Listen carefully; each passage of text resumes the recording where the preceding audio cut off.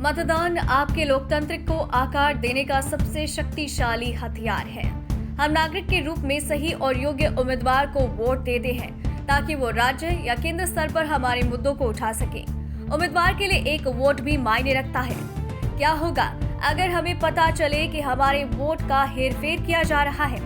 आज हम आशीष चौधरी नाम के व्यक्ति द्वारा वायरल वीडियो में किए गए एक कथित दावे की जांच करने जा रहे हैं। इस वायरल वीडियो के लिए हमारी नव भारत समाचार की टीम ने पहले जाना कि ये वीडियो में करने वाला व्यक्ति आशीष चौधरी कौन है, उसका पेशा क्या है जो उसे दूसरों से अलग बनाता है। जांच के दौरान ये चौंकाने वाला खुलासा हुआ है कि आशीष चौधरी, जो कि उल्लासनगर के एक निवासी हैं, वो पेशे से सॉफ्टवेयर इंजीनियर है और डेटा साइंस नेटवर्किंग में विभिन्न विशेषता प्राप्त है। उन्होंने बैंगलोर, हैदराबाद और अन्य राज्यों में पढ़ाई की है। वो नासा और गूगल जैसे महत्वपूर्ण संगठनों से जुड़े हुए थे, ऐसा दावा आशीष ने किया है। उन्होंने एक स्टिंग में दावा किया है कि गणपत गायकवाड़, वर्तमान विधानसभा सदस्य कल्याण पूर्व, ने उन्हें ईवीएम मशीन हैक करने के लिए पैसे दिए थे। उन्होंने गणपत गायकवाड़ के कहने पर ही ईवीएम मशीन को हैक भी किया।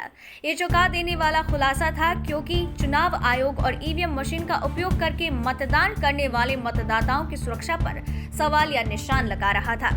इस वायरल वीडियो और कथित दावे की जांच के लिए हमने फिर से जांच की कि क्या उनका गणपत गायकवाड़ और आशीष चौधरी के बीच में कोई संबंध था। इस संदर्भ में हमें डिप्टी कमिश्नर ऑफ पुलिस को सौंपे गए एक पत्र से पता लगा। आशीष चौधरी ने दावा किया है कि वो गणपत गायकवाड़ के बेटे प्रणव गायकवाड़ के साथ उनकी कंपनी माइक्रोनेट एंटरप्राइजेज में काम कर रहा था और उसे उसके लिए हर महीने 10 लाख रुपए दिए जाते थे। पूर्व में भी इसी तरीके से अरूप और ईवीएम पर सवाल या निशान लगते रहे हैं। इसके चलते पूर्व भारतीय प्रशासनिक सेवा से अपनी नौकरी का त्याग किया।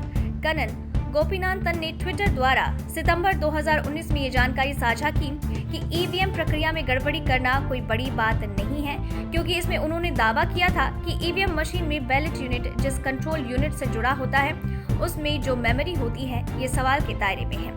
इसे जांच करने वाली संसदीयों से ये मांग करते हैं कि लोकतंत्र में विश्वास तभी बहाल किया जा सकता है जब इस तरह के मामलों की निष्पक्ष तरीके से जांच हो और इसके प्रजातंत्र की खातिर मतदाताओं के सामने सच्चाई का खुलासा किया जाए। सगळं मी होकार दिला होता, मी असं कधी नाही बोललो की नाही। मशीन हॅक करायचं सगळी आम्ही सेटिंग लावली होती। मला कोणी बोलावं आता इलेक्शन लागले काम देतो, मी आता एका झटक्यात घेऊन मी येऊन जाईल फ्री पैसे देऊन। मी गेले रक्कम घेईन, 2 कोटी दे कॅश मध्ये, गॅरंटी माझी, हारलो पैसे परत घेऊन जायचे, मग तसे ठेवायचे, असंच काम केलं। नमस्कार, मैं मुकेश शर्मा आप सभी का स्वागत करता हूं आपके अपने शो पब्लिक एक्सप्रेस में। आज मुद्दा विशेषतः जनता के भरोसे का और जनता के विश्वास का है।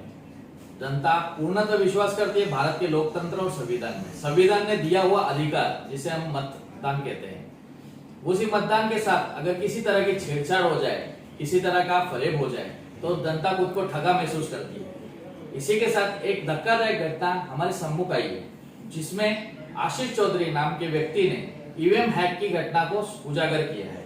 उसका दावा है कि उसने ईवीएम हैक करके कल्याण पूर्व के मौजूदा विधायक गणपत गायकवाड़ को जिताने में मदद की है और एक मोटी रकम उनसे वसूल की है। आशीष चौधरी ने ऐसा दावा पेश किया है कि उन्होंने ईवीएम हैक करके कल्याण पूर्व के विधायक गणपत गायकवाड़ को मोटी रकम लेके जिताने का काम किया है। उन्होंने इस तरह का हैकिंग पहली बार नहीं किया है, कई बार वो कर चुके हैं और उनका दावा है कि वो आगे भी करते रहेंगे। मौजूदा स्थिति में कल्याण पूर्व के विधायक गणपत गायकवाड़ के विरोध में जो खड़े थे और व्यक्तिगत रूप में आज हमारे सम्मुख भी है, जिनका नाम है धनंजय बोराडे साहब। बोराडे जी, आपने जब ये ईवीएम हैकिंग के बारे में सुना तो आपको क्या इस पे विश्वास हुआ? मतलब मुझे क्या, सभी जिसने उस 17 तारीख को जो सुना वो सब मतलब हक्का बक्का रहे कि ये भी हो सकता है। एक आदमी जो इसमें एक्सपर्ट है, आशीष चौधरी, वो अपने वीडियो में जो स्टिंग ऑपरेशन था, वो कोई स्टेटमेंट नहीं था, वो स्टिंग ऑपरेशन किया था किसी पत्रकार ने, और उसमें वो कहता है कि मैंने हैक किया था और ऐसा ऐसा किया था, 12,300 का मोड मैंने घुमाया, 18,000 से पीछे थे, फिर हम मैं 12 बजे के बाद फलाना जगह गया, 4 हैकर्स मंगाए थे। जिस तरीके का दावा कर रहा है, टंकी की चोट पे कह रहा है कि मैंने किया और मैं ऐसा आगे भी करूंगा, इसके पहले भी किया है, मैं सालों साल से लोगों की शिकायतें थी कि ईवीएम मशीन हैक हो सकता है, जहां मशीनरी है, कंप्यूटर हैक होता है, बैंक के अकाउंट्स हैक होते हैं। पिछली बार आपने सुना होगा कि एनर्जी मिनिस्टर हमारे नितिन जी राउत, उन्होंने एक दिन मुंबई में जो ब्लैकआउट हुआ था उसका कारण बताया कि चाइना से किसी ने यहाँ का सिस्टम हैक किया और उसकी वजह से बंद हो गया। मतलब महाराष्ट्र की जो पावर सप्लाई है उसका ग्रिड में कोई इंटरफेरेंस करता है, चाइना में बैठ के अगर हैक करके उसको स्टॉप कर सकता है तो ये ईवीएम मशीन हैक हो सकता है। ऐसा पहले से लोग कहते थे, चाहे विधानसभा में हो। मुझे लगता है कि ये पिछले संसद के अधिवेशन में सर्वपक्षी विरोधी पक्ष इकट्ठा आए थे, उन्होंने इस बारे में चर्चा की और ये मुद्दा स्पष्ट किया था, ये ईवीएम मशीन हैक होता है। अमेरिका जैसे या जो प्रगत देश है उसमें भी बैलेट पेपर के ऊपर वोटिंग होती है, वहाँ ईवीएम मशीन हैक होता है। वैसा टीवी 9 के ऊपर एक दावा किया था कि ये आया था, मैंने देखा कि ईवीएम मशीन हैक होता है, एक कोई चैनल के माध्यम से आया था, किसी तज्ञ ने ये दावा किया था, बार बार दावा किया था कि ये हैक होता है। हमारे जो आईएएस ऑफिसर कन्नन गोपीनाथन, उन्होंने इस डेमोक्रेसी को हम खतरे में डाल रहे हैं ऐसा दावा किया था 2019 में और वो रिजाइन किया था। ये बार बार होने के बाद जब ये आशीष चौधरी कहता है तो मुझे पक्का खातिर हुआ, हाँ ये हुआ है। क्योंकि 2019 में जो यहाँ का विधानसभा कल्याणपुर का जो माहौल था, मौजूदा स्थिति में आपका ये कहना कि कोई चीज हुई है, लेकिन जब इलेक्शन के रिजल्ट डिक्लेयर हुए और जब आपको ऐसी आशंका हुई कि कुछ 19-20 हुआ है या कुछ तरह का फेरफार होने की संभावना है, तब आपने किससे शिकायत क्यों नहीं की और इतना विलंब क्यों किया? क्या सत्य उजागर होने के लिए आपने विलंब किया कि कैसे? नहीं, विलंब नहीं किया। लोगों के मन में आशंका थी, लोग तर्क वितर्क निकालते थे, कोई कुछ बोलता था, किसी ने बोला भी था कि ये हैकर्स मंगाए क्या, लेकिन मैंने विश्वास नहीं रखा था। और आपने जो कहा कि तभी आपने कंप्लेंट क्यों नहीं की, अगर मशीन में फेरफार है ये अभी मालूम पड़ा। मैं वो टाइम 10 बार भी रिकाउंटिंग करता तो रिजल्ट वही आने वाला। हाँ, अगर बैलेट पेपर अगर रहते थे तो रिकाउंटिंग के लिए, रीचेकिंग के लिए मैं बोलता था। जब मशीन में फेरफार है तो 10 बार क्या 100 बार भी करवर में बोलता था, तो वो रिजल्ट वही आने वाला था। लेकिन अभी ये गड़बड़ हैकिंग के साथ, मशीन में फेरफार के साथ किया है, जैसा कंप्यूटर हैक करते हैं वैसा हैकिंग किया है। इसके लिए अभी जो हैकर है खुद बोल रहा है, तभी मालूम। यदि ऐसा कोई राह चलता व्यक्ति इस तरह के दावे करता तो उसे सरासर खारिज किया जा सकता था, लेकिन आशीष चौधरी एक सम्मानित व्यक्ति रह चुके हैं। आशीष चौधरी की शिक्षा बीसीए, बीएससी आईटी और कई तरह के डेटा साइंस रिलेटेड अध्ययन है। वह स्वतः नासा और गूगल जैसे संस्थानों में भी काम कर चुके हैं और इस विषय में उन्हें पारंगत हासिल है और कई तरह के सम्मान से उन जहाँ रहते हैं वहां सम्मानित भी हो चुके हैं। अब मौजूदा स्थिति में उनके ऊपर गहन आरोप लग चुके हैं और मौजूदा स्थिति में वह आरोप से घिरे हुए।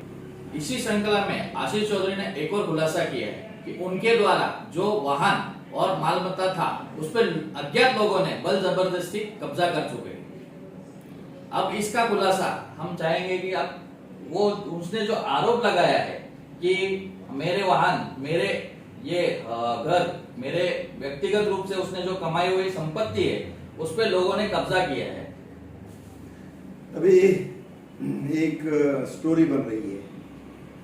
19 मई को वो डीसीपी कल्याण को एप्लीकेशन दे रहे हैं जिसमें वो लिख रहा है कि गणपत गायकवाड़ के लोग, क्या नाम था, कुछ दीपक सबके या राजेश सिंगरे, योगेश पटेल, ऐसे कुछ उन्होंने क्लियर रखा कि मेरे फलाना नंबर की गाड़ियाँ, जिसमें एक स्विफ्ट डिज़ायर है, एक BMW है, एक फॉर्चूनर है और एक कोई थंडरबर्ड करके मोटरसाइकिल है, ऐसा वो कह रहा है। और ये लोग मेरी गाड़ी लेके गए, मेरा घर के ऊपर कब्जा कर रहे हैं, मेरे से पैसे की मांग कर रहे थे। ये किस चीज़ की मांग थी? जो व्यक्ति 2018 दिसंबर में खुद उस वीडियो में बोल रहा है कि मैं 2000 दिसंबर में पास हो गया, उसके बाद आमदार गणपत गायकवाड़ के पास मैंने काम किया, 8 महीने तक मैंने सैलरी की और बाद में मैं पार्टनरशिप में हम लोग रह गए और इसी दौरान 1 साल में उसके पास 4 गाड़ियाँ आई और वो 4 गाड़ियाँ वापस उनके आदमी लेके गए। इसका मतलब क्या होता है? वो गाड़ियाँ किसके कारण दिया और किस चीज़ में यूज़ हुआ, ये एक शोध तपास का कारण बन सकता है। कि कहीं उसी के लिए उस यंत्रणा जब जो कह रहा है उस वीडियो में कि यहाँ से हैदराबाद पूना से लोग आना, इस चीज़ के लिए यूज़ किया और इसके लिए वापस लिए गया। तो ये सब तब होगा जब तपास यंत्रणा अपना काम निष्पक्षपात से करेगी, ताकि भारत का लोकतंत्र साबित रहे और इसके साथ कोई खिलवाड़ न कर सके। मैं फिर से, चाहे निवडणूक आयोग हो, जिलाधिकारी हो, महाराष्ट्र शासन हो, केंद्र शासन हो, कि ये जो इस तरीके की लोगों में जो भावना हुई है कि मशीन हैक हो सकता है, तो ये बहुत बड़ी भारत देश के लिए हार होगी। तो ये लोगों के मन से ये निकलना चाहिए और अगर इसके ऊपर ऐसा होता है तो उसके ऊपर सख्ती से कार्रवाई होनी चाहिए, मेरी फिर से मांग। और ये आदमी कहता है और वो भी कर रहा है। अभी इतनी प्रॉपर्टी उसके पास आई कैसी, जो चाल में रहने वाला 2018 तक दिसंबर तक आशेलीपाड़ा के यहाँ एक स्लम में रहने वाला आदमी, बदलापुर में फ्लैट आता है, 4 गाड़ी आती है, कहाँ से आती है? मौजूदा स्थिति में जहां उत्तर प्रदेश में चुनाव होने वाले हैं और इस तरह की शर्मनाक घटनाएं अगर होती रही और कई तरह के आरोप पूर्व में भी लग चुके हैं, ईवीएम हैक ये विषय अब कठिन जांच का विषय हो गया है और इसकी निष्पक्ष रूप से जांच होनी चाहिए और जनता के बीच में इसका पूरी तरीके से अवलोकन करके इसे सम्मुख लाना चाहिए कि इस तरह की घटनाएं ना हो सकती है या हो सकती है, इस दोनों का जनता को उत्तर मिलना चाहिए। इसी के साथ मैं मुकेश शर्मा आप सभी से इजाजत लेता हूं और आप बने रहिए नव भारत समाचार में। धन्यवाद।